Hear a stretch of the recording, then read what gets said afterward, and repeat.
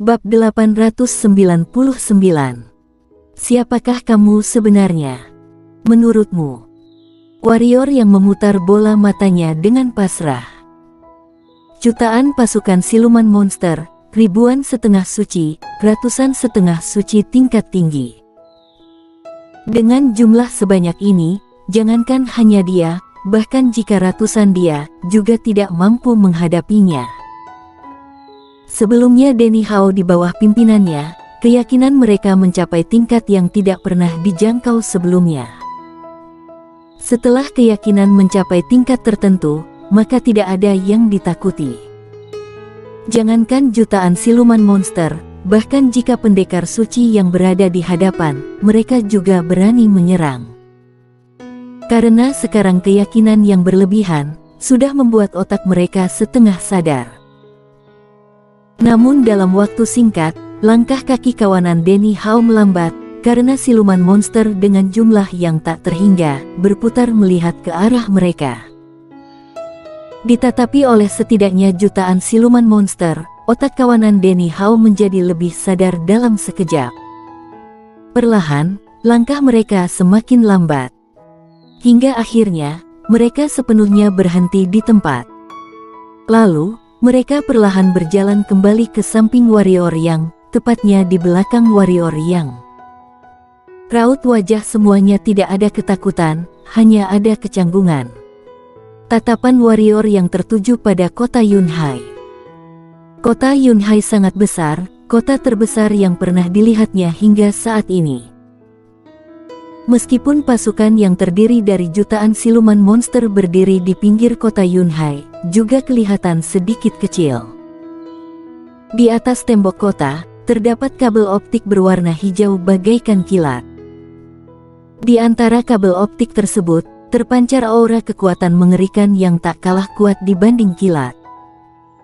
Sebagian siluman monster alam bangsawan, bahkan langsung menjadi gosong sebelum mendekati kabel optik tersebut. Selain itu, di atas tembok kota, juga tersebar meriam sebesar tiang. Meriam tersebut, terdapat bola api yang berwarna merah. Setiap bola api yang ditembak dan mengenai kerumunan siluman monster, setidaknya langsung ada ratusan siluman monster yang berubah menjadi abu. Tatapan warrior yang mengarah ke atas. Di atas kota Yunhai, berdiri ratusan pendekar hitam yang berbaju putih bagaikan awan. Ada pria dan wanita, semuanya sangat muda, mungkin hanya sekitar 20-an tahun. Namun, alam mereka tidak rendah, semuanya adalah alam kaisar. Warrior yang menyadari, tangan mereka memegang gulungan buku yang berwarna-warni. Bibir mereka menyebut tanpa suara. Seiring dengan bacaan tanpa suara mereka, serangan dengan berbagai elemen terus ditembakkan dari buku mereka, akhirnya jatuh di antara kawanan serigala itu. Serangan berbagai elemen ini, ada kilat, bola api, pedang angin, juga ada air naga, dan beberapa yang tidak pernah warrior yang lihat sebelumnya. Serangan ini tidak lebih lemah dibandingkan meriam dan kabel optik di atas tembok kota. Selain siluman monster dengan level setengah suci yang bisa bertahan, sisa siluman monster yang kekuatannya lebih lemah, umumnya langsung mati saat mengenainya, terutama yang di bawah tingkat kaisar. Mereka adalah murid dari dalam perguruan. Jen tiba-tiba berjalan ke sisi warrior yang. Benar. Warrior yang menganggukkan kepala. Sekarang lebih baik kita membahas apa yang harus dilakukan. Grace Yu tiba-tiba berkata. Karena para siluman monster itu sudah mau bergerak, seperti akan segera menyerang ke arah mereka pada detik berikutnya. Semua orang melihat ke arah warrior yang. Saat ini, warrior yang adalah tokoh utama dari keseluruhan tim. Tubuh warrior yang bergerak langsung ke udara, lalu berkata pada kota Yunhai itu, orangnya sudah kubawa, keluarlah untuk menjemputnya.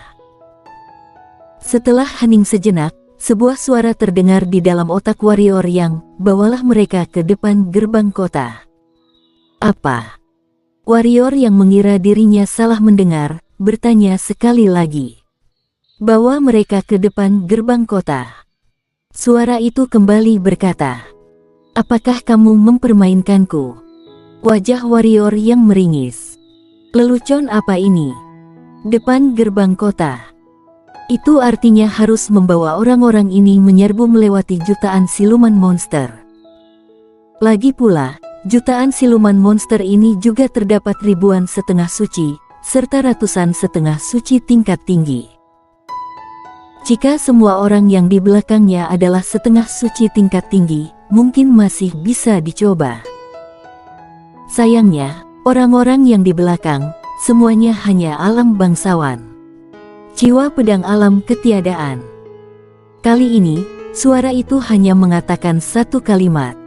Ujung bibir warrior yang berkedut. Dia melihat pasukan siluman monster yang berjejal, wajahnya terlihat gelisah cukup lama, lalu berkata, 1 juta batu energi tingkat unggul, ditambah 10 gulungan keterampilan hitam alam dewa, dan jiwa pedang alam ketiadaan. Kenapa kamu tidak pergi merampok saja? Terdengar sedikit amarah dalam suara itu. Mau, tidak? Warrior yang berkata, jika tidak mau, sekarang aku langsung membawa mereka kembali ke perkumpulan pedang kuno. Kurasa perkumpulan pedang kuno pasti akan sangat senang menerima mereka. Selain itu, mulai saat ini, di Kingsu akan tersebar berita bahwa perguruan lautan awan kalian itu berdarah dingin, tidak mau menyelamatkan orang yang hampir mati. Kamu berpikirlah, akan ada berapa banyak murid perguruan lautan awan yang akan merasa kecewa.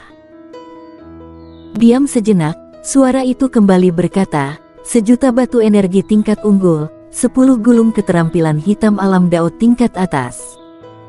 Aku menginginkan alam dewa. Warrior yang berkata dengan tenang. Apa kamu menganggapnya sesuatu yang murahan? Suara itu berkata dengan marah. Kakek tua, sepanjang perjalanan ini sangat melelahkan. Warrior yang berkata mengikuti sumber energi hitam suara lawan, apa kamu tahu seberapa keras usahaku untuk membawa mereka sampai ke sini? Kamu tidak tahu. Kamu sama sekali tidak tahu. Kami bertemu dengan banyak sekali monster hitam. Apa kamu tahu berapa banyak jumlahnya? Kamu tidak tahu, kamu pasti tidak tahu. Aku. Tutup mulutmu. Suara itu tiba-tiba berkata, 1 juta batu energi tingkat unggul, ditambah 1 partai keterampilan hitam alam dewa. Warrior yang baru saja ingin berkata, suara itu melanjutkan, keterampilan hitam alam dewa di perguruan lautan awanku sungguh banyak. Jika kamu memang menginginkannya, kelak bisa mendapatkannya dengan kemampuan sendiri. Warrior yang terdiam sejenak, kemudian berkata, jiwa pedang alam ketiadaan, apakah itu sungguhan? Aku menjaminnya dengan nama perguruan. Suara itu menjawab. Warrior yang menganggukkan kepala, berkata, sepakat. Suara itu kembali berkata, pendekar suci perguruan dan aku, sama-sama saling terikat satu sama lain. Pendekar suci lawan tidak boleh menyerangmu. Namun, yang di bawah pendekar suci, kamu harus mengatasinya sendiri. Warrior yang melihat sekilas pasukan siluman monster yang berjejal itu, menarik napas dengan dalam, lalu berbalik melihat semua orang dari perguruan lautan awan, sambil menunjuk pasukan serigala itu, berseru dengan suara keras, beritahu aku, apakah kalian takut? Semua orang melihat sekilas pasukan serigala, lalu terdiam. Kalau mengatakan tidak takut, itu bohong. Kalau mengatakan takut, semuanya juga tahu malu, bagaimana bisa mengatakan ucapan seperti itu. Warrior yang berkata, aku tahu, semuanya pasti takut, karena aku juga takut. Begini saja, ku ganti pertanyaannya, apakah kalian ingin mati? Mendengar ucapan itu, semuanya langsung menggelengkan kepala. Bos, kamu katakan saja bagaimana cara mengatasinya, kami semua mendengarkanmu. Ucap Denny Hao. Sisanya juga menganggukkan kepala. Tatapan warrior yang ditujukan ke depan gerbang kota dan berkata, apakah kalian melihatnya? Asalkan kita sampai di sana, perguruan akan membukakan gerbang, mengutus master untuk menjemputku.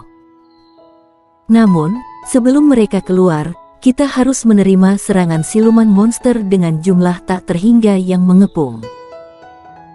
Di antara siluman monster yang mengepungi kita, sangat banyak yang setengah suci, bahkan setengah suci tingkat tinggi. Bagaimana kalau kita kabur saja? Sebuah suara yang sedikit takut terdengar di antara kerumunan orang. Warrior yang menatap ke arah itu, yang mengucapkan adalah Fionacia. Melihat warrior yang menatap ke arahnya, tubuh gemulai Fionacia sedikit bergetar, tapi tidak merasa takut seperti dahulu. Karena setelah mengenalinya, dia merasa, lelaki yang di hadapannya ini, sepertinya sudah tidak begitu mengerikan lagi. Warrior yang berkata, kabur. Kita mau kabur kemana? Atau dengan kata lain, apakah kalian masih memiliki tenaga untuk kabur? Semuanya terdiam. Sebelumnya, mereka semua berjuang sampai di sini. Sebenarnya, semuanya sudah hampir mencapai batas maksimal. Sekarang, hanya bertahan dengan jiwa pertarungan dan darah yang membara. Au! Di saat itu, suara lolongan serigala terdengar dari kejauhan. Lalu, kerumunan serigala dengan jumlah tak terhingga, menyerang ke arah kawanan warrior yang. Setidaknya ratusan ribu serigala menyerbu bersama. Bumi bergetar. Sudah melihatnya. Mereka menyerang seperti itu ke sini, kita bisa langsung menjadi daging giling. Ucap warrior yang. Bisakah memberitahu kami siapakah dirimu? Tepat pada saat ini, Jen tiba-tiba berkata, di antara 5 jenius, Kazulo dan Dewa Ketiadaan semuanya berada di wilayah utara. Kamu tidak mungkin mereka. Sedangkan pemulung, aku pernah melihatnya, kamu juga tidak mungkin adalah pemulung. Ilmu pedangmu justru sangat kuat, sayangnya kamu adalah pria. Jadi, kamu juga bukan Rasialu. Aku sangat penasaran. Siapakah dirimu? Mendengar ucapan itu, pandangan semua orang kembali tertuju pada warrior yang. Warrior yang tidak hanya memiliki kekuatan yang hebat, tapi juga sangat misterius. Setidaknya di mata mereka, dia sangat misterius. Di saat antara hidup dan mati ini, semua orang memang sangat ingin mengetahui siapa dirinya. Tentu saja, tidak termasuk Ginoli dan Grace Yu serta kawan-kawan. Mendengar ucapan Jen, sebuah senyuman merekah di bibir warrior yang dan berkata, kelak kalian pasti akan tahu. Setelah mengatakannya, tatapan warrior yang tertuju pada macan tutul ungu yang berada di pundak. Dia memeluk dan menurunkan macan tutul ungu, lalu menepuk wajahnya dengan pelan sambil berkata, kali ini kamu harus membantu. Dia berani berjanji pada tetua perguruan, tentu saja karena ada macan tutul ungu. Jika tidak, pasukan dengan jutaan ekor serigala, dengan begitu banyaknya setengah suci dan setengah suci tingkat tinggi, meskipun dia sudah mencapai setengah suci tingkat tinggi, juga tidak bisa menerobosnya. Kalau sendirian, mungkin masih bisa dicoba, tapi dengan membawa orang sebanyak ini, sudah pasti tidak mungkin. Macan tutul ungu sepertinya masih belum bangun. Kepala kecilnya menggesek dagu warrior yang kelihatan seperti tidak ingin membuka matanya. Adegan ini membuat beberapa gadis yang di samping merasa kasihan. Warrior yang tersenyum dengan pahit, mengelus-elus kepala mungil macan tutul ungu sambil berkata, jangan tidur lagi. Kalau tidur lagi, nanti kita akan gepeng karena terpijak. Mendengar ucapan itu, macan tutul ungu membuka kedua mata dengan perlahan. Kedua kakinya menggosok-gosokkan mata, lalu melihat sekilas ke warrior yang dengan tampang mengeluh. Sepertinya itu masih tidak cukup, dia juga menggunakan kedua kakinya untuk terus mengelus pipi warrior yang. Di saat itu, energi mengerikan yang dibawa oleh kelompok serigala sudah membuat beberapa orang di antara mereka tidak bisa berdiri dengan tegap. Warrior yang ragu sejenak, lalu menunjuk ke kota Yunhai itu dan berkata, "Bisakah langsung membawa kami masuk sampai ke dalam sana?"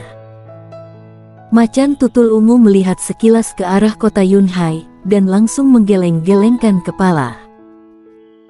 Warrior yang menganggukkan kepala, lalu menunjuk ke arah gerbang kota-kota Yunhai itu, berkata, "Bawalah kami ke sana."